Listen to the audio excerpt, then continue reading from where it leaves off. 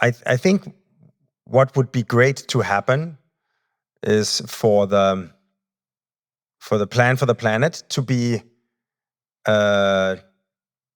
issued in a greater detail, for instance, at the scale of Singapore or Denmark, or the scale of the EU, or the scale of the US, or a country like India, which is like a billion and a half people.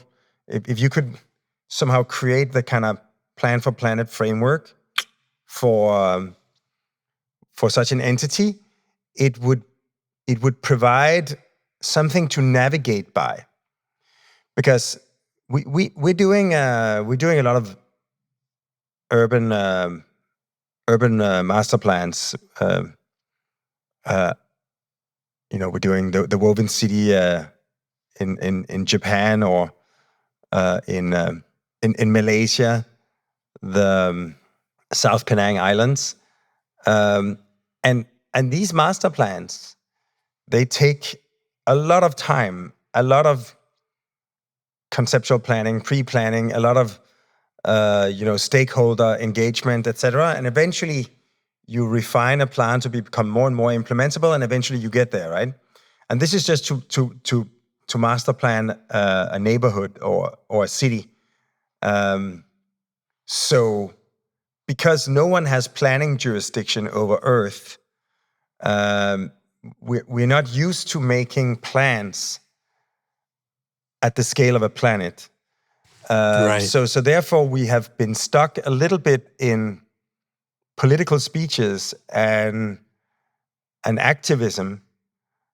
And I think Earth, ideally under the umbrella of the United Nations, could really benefit from devising a plan for planet Earth. And I'm not saying we've invented anything in the work we've done so far, but we have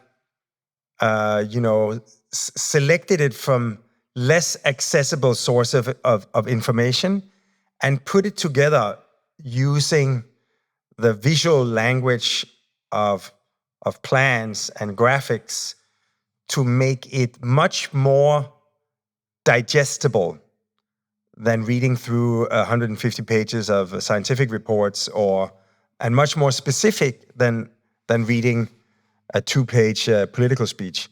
So in that sense, I just simply think that the methodology of architecture and planning could really benefit the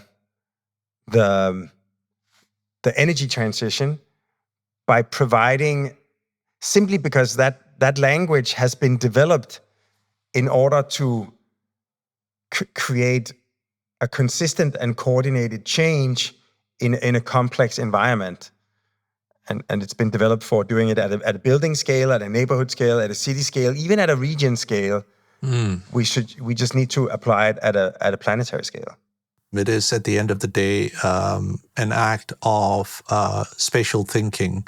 And while a lot of this is driven by numbers, the question of land use and apportionment of land use, this becomes an act of spatial thinking, of kind of breaking it down into how space is organized, because there is limited space and there is limited energy associated with that space and limited water, etc.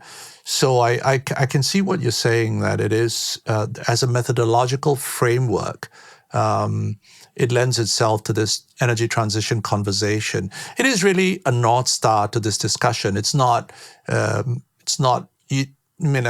me if I'm wrong, but you didn't mean this to be an actual plan. It is more like a framework for thinking about the solution. Am I right?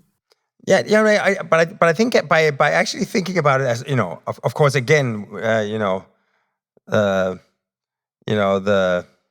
General Secretary of the United Nations did not commission us to do this, right? So we've just done it out of our own initiative to answer some basic questions that were burning. But having the way that plans work is that you establish a plan at the highest scale, right? And that plan, whenever you do plans at a more specific scale, you make sure that whatever you like. So, like if you've made a plan for a neighborhood, right? Then you've delineated like the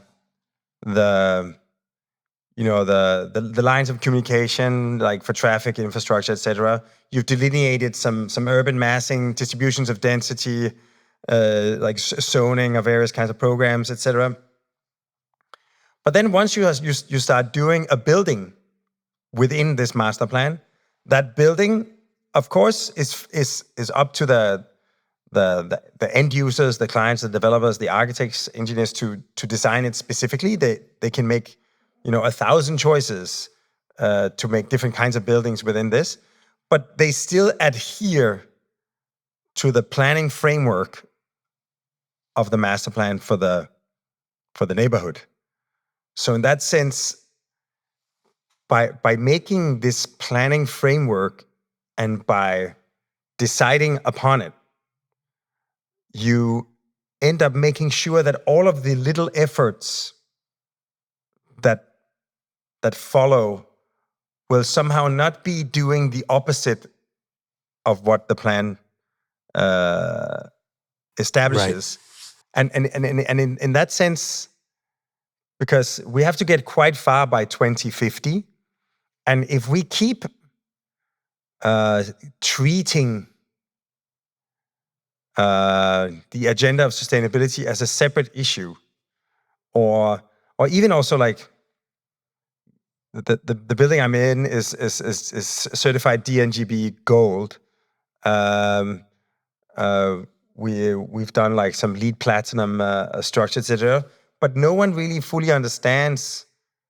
I mean, of course, you know that platinum is better than gold, and gold is better than silver, and maybe silver is better than no certification. But no one really knows, how does this actually add up to the goal.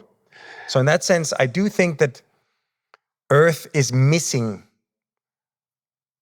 a tangible, actionable plan at the scale of the planet.